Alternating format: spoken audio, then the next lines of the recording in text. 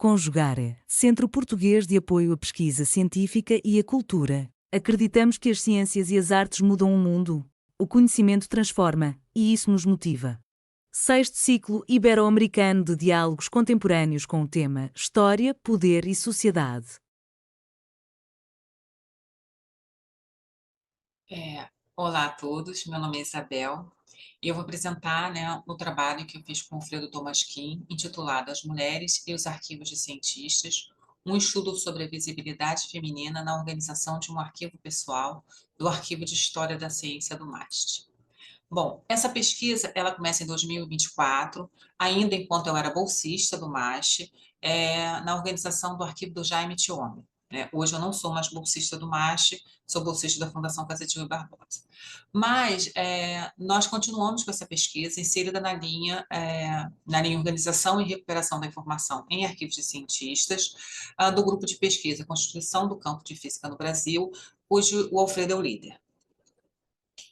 Bom, a questão que nasceu ainda no arquivo do Thiome foi como dar mais visibilidade às mulheres cientistas durante o processo de descrição e indexação arquivística, pensando em quais estratégias nós poderíamos utilizar na elaboração dos instrumentos de recuperação da informação para lançar luz sobre as mulheres cientistas presentes nos arquivos, mas que não fossem titulares dos arquivos, tá? Ou seja, o arquivo do Thiome é um arquivo de um físico, homem, e lá existem muitas mulheres cientistas. Então, nós começamos a nos perguntar em como dar visibilidade a elas. O motivo disso é que nós percebemos o aumento do interesse pelos pesquisadores pelas questões de gênero na história da ciência. Os arquivos pessoais, no nosso entender, são lugares de memória e repletos de lutas e disputas. Tá? No caso específico dos arquivos pessoais, este processo de construção de memória se dá em vários momentos. Na própria decisão de preservar determinado arquivo. Tá? Muito antes até desse arquivo chegar à instituição custodiadora, quando o próprio titular escolhe o que ele vai manter, o que ele não vai manter, decidindo o que será lembrado, e o que será apagado. No processo de organização e descarte, quando esse arquivo está na instituição custodiadora, nas decisões técnicas da pessoa responsável por organizar esse arquivo, na própria política, institucional, e na construção dos instrumentos de pesquisa, ou seja, no que será definido, no que será descrito e no que será definido como ponto de acesso, ou seja, o que fará parte dos índices. Porque, como bem disse Legoff, o que sobrevive do passado é fruto de escolhas. E os instrumentos de recuperação da informação, ou seja, os inventários, os instrumentos de pesquisa, eles são muito valiosos para o processo historiográfico. É por meio deles que os historiadores chegam aos documentos, chegam ao seu objeto tão almejado, aos testemunhos que vão corroborar a sua pesquisa. É um material de interesse. E então nós percebemos que esses instrumentos de recuperação, esses inventários, esses instrumentos de pesquisa, eles também são carregados de memória. Bom, em 1981, o Congresso Internacional de História da Ciência, em Bucareste, ele cria a Comissão sobre Mulheres e Gênero na História da Ciência, Tecnologia e Medicina. Tá? E, a partir de 81, ocorrem encontros regulares desta comissão. Um estudo feito aqui no Brasil pelo CNPq, no período de 51 a 73, demonstrou que 853 físicos, tá? Apenas 14 mulheres, apenas 14% eram mulheres. E quando essa pesquisa olhou em relação às orientadoras, professoras e pesquisadoras, esse número ainda reduz, vai para 8%. No entanto, em 2024, a gente percebeu que, no Seminário Nacional de História da Ciência, que 63 trabalhos estavam focados na questão de gênero. Mas, especificamente na física, o que tem em relação às mulheres cientistas? Por que na física? Porque o arquivo do Thiome é de um físico. E nós optamos por, nesse primeiro momento da pesquisa, focar na área da física. Bom, em 1999 foi criado o Grupo de Trabalho de Mulheres na Física durante a Assembleia Geral da IUPAP. Isso gerou, em 2002, a primeira Conferência Internacional sobre Mulheres na Física em Paris. Lá, a Irisa Saitovich, uma professora e pesquisadora, sugeriu que a próxima conferência ocorresse no Rio de Janeiro. E também, um dos trabalhos apresentados, da Caldas e Barbosa, demonstrou que a proporção de estudantes de graduação do sexo feminino em física era de apenas 25%.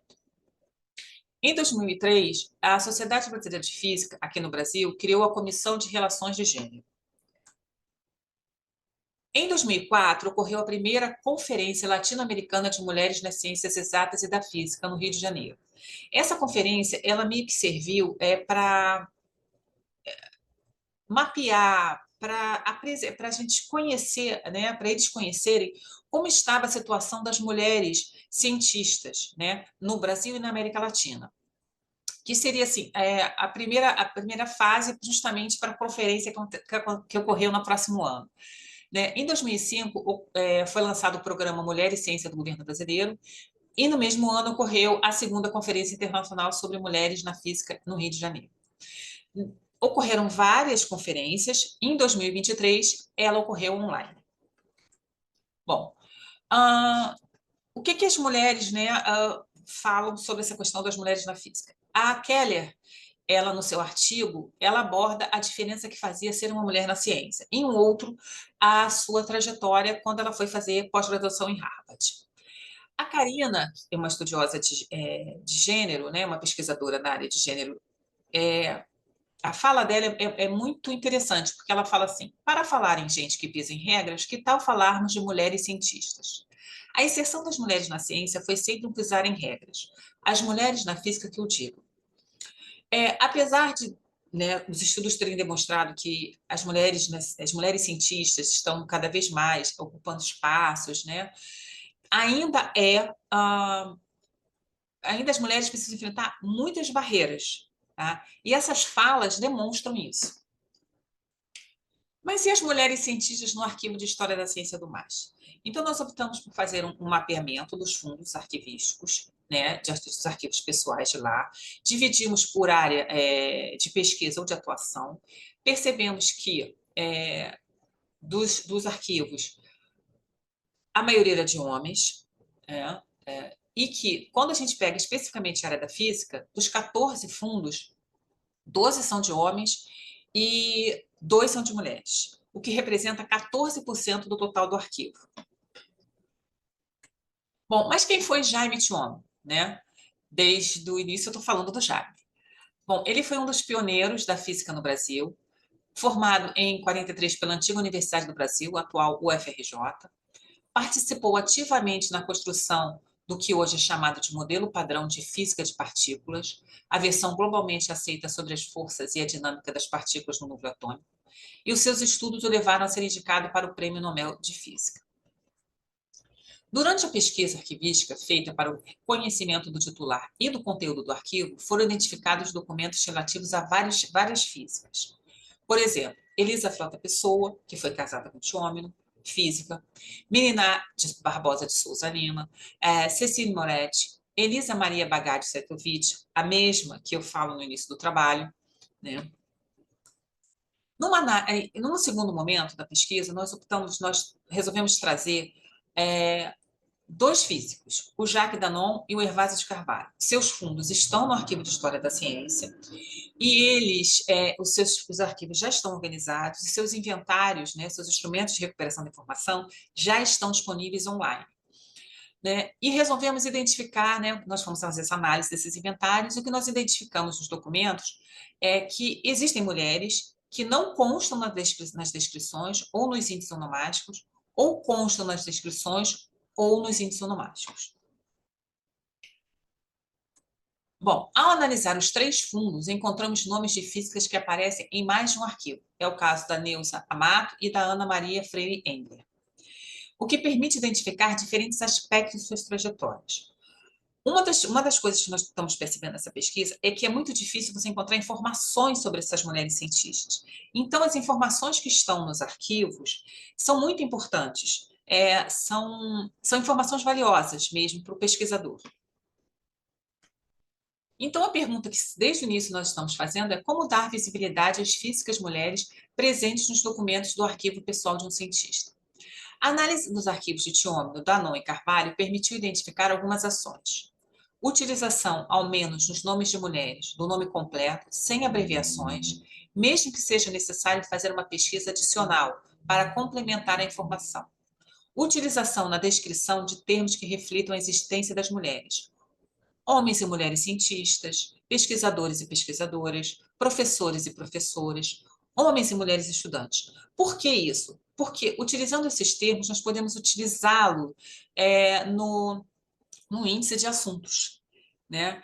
E assim, ter isso como temática. Indicar na descrição e no índice o nome das mulheres que aparecem no dossiê.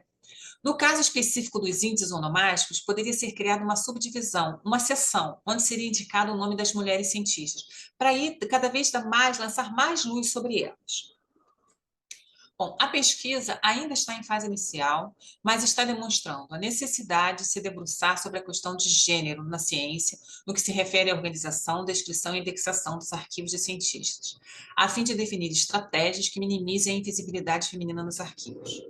Há inúmeras informações sobre a vida das cientistas nesses arquivos, que podem se complementar a partir de diferentes arquivos, ajudando a traçar sua trajetória pessoal e profissional. Como eu disse, é difícil encontrar, né, informações muitas vezes sobre elas, mas os arquivos têm informações sobre elas.